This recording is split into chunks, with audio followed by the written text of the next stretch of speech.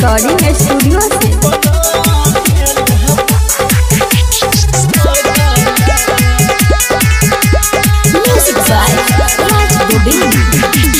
रहियई हम माई के भगला गे जन बना दिल भगला गे रहियई हम माई के भगला गे जन बना दिल भगला कहना कौन है गे कहना कौन गे कहना कौन जन्म के लेला बदला गे जन बना दिल बदला गे कहना कौन जन्म के लेला बदला गे तू बना दिल बदला।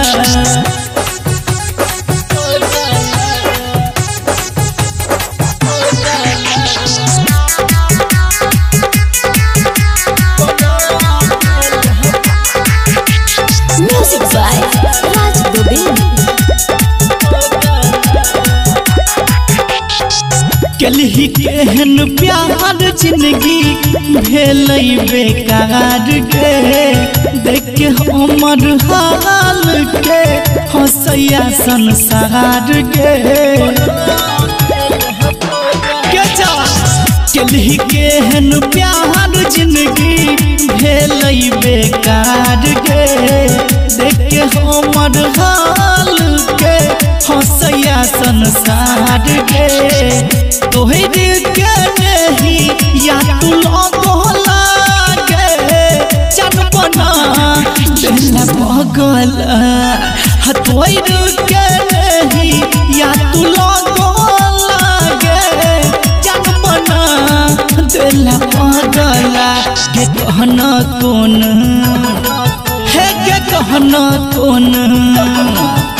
गे कहना कौन जन्म के लेला बदला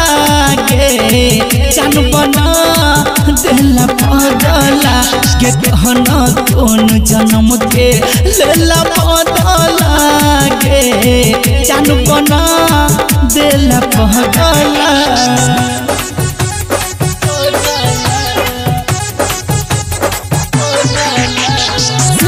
रिकॉर्डिंग स्टूडियो से।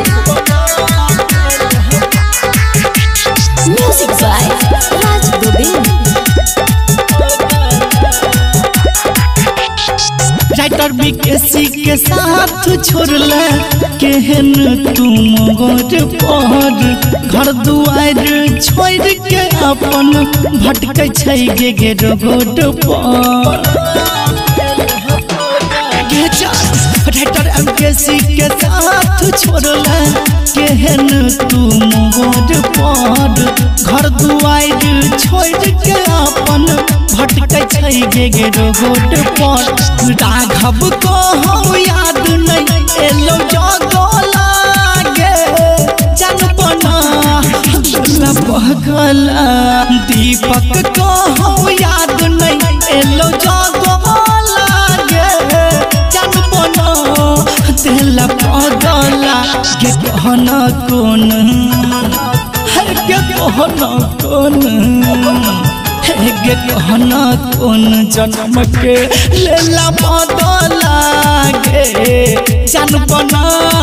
दिल बदला गे कहना कौन जन्म के लेला बदला गे तू बना